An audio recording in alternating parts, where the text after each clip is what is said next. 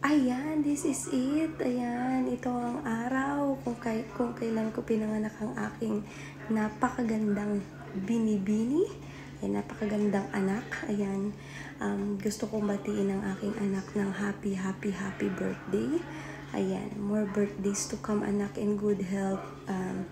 Lagi mong tatandaan na nandito lang ako for you. Nandyan lang ang Papa Joseph mo for you. Nandyan lang ang lahat ng taong nagmamahal sa'yo. Anak, sana ang wish ko ngayong birthday mo is makatapos ka ng pag-aaral mo at para makamit mo ang iyong mga pangarap. My future is stewardess. Ayan.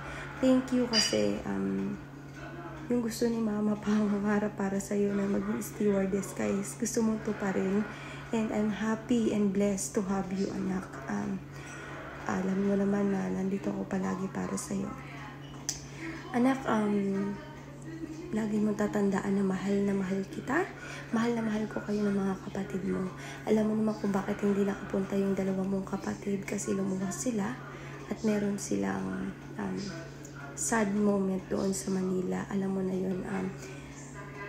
Alam mo naman na mahal ka din ng iyong dalawang kapatid. At of course, yung kapatid mo din si Aaron. Ayan. Ibenak, ang laki-laki mo na.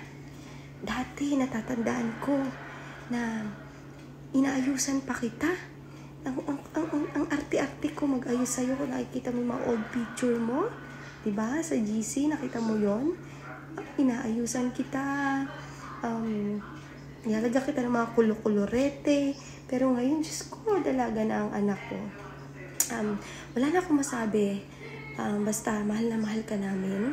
Happy birthday. I hope na naging masaya ka ngayong birthday mo. Binigay namin ang best namin.